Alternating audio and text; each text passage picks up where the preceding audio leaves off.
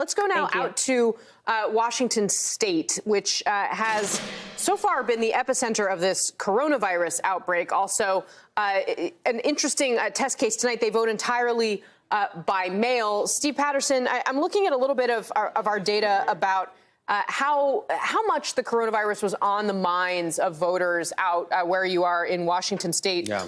The vast majority say that they're either very concerned or somewhat concerned. Just less than 20% of people in Washington State saying that they are not terribly or not at all concerned about the coronavirus. What does it look like to you on the ground as you've been trying to report on this election amid an outbreak?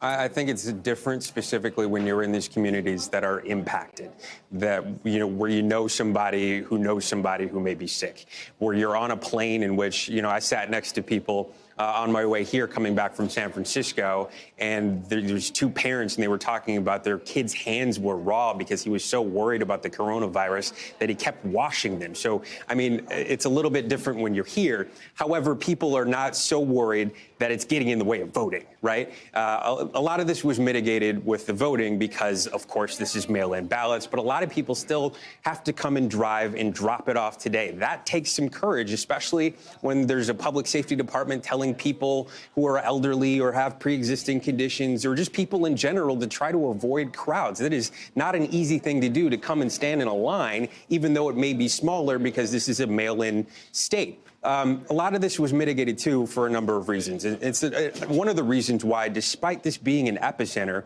we could see record turnout today. I just spoke to an election official here in King County. That's a third of the votes in the state. She is saying that we're already beyond 40% participation. That's pretty huge.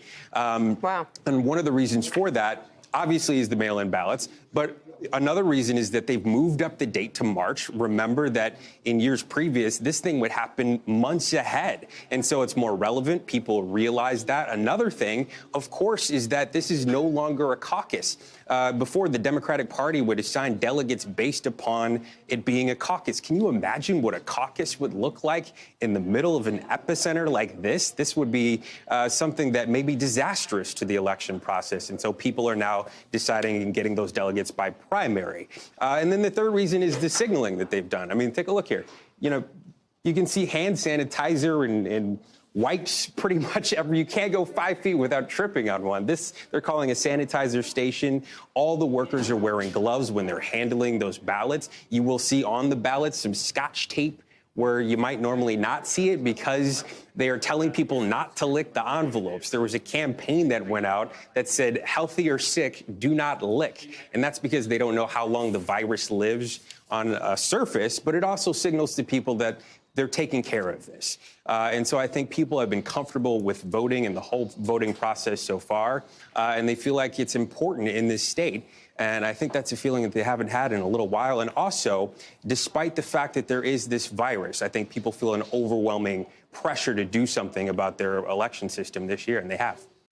Hey, NBC News viewers, thanks for checking out our YouTube channel. Subscribe by clicking on that button down here and click on any of the videos over here to watch the latest interviews, show highlights, and digital exclusives. Thanks for watching.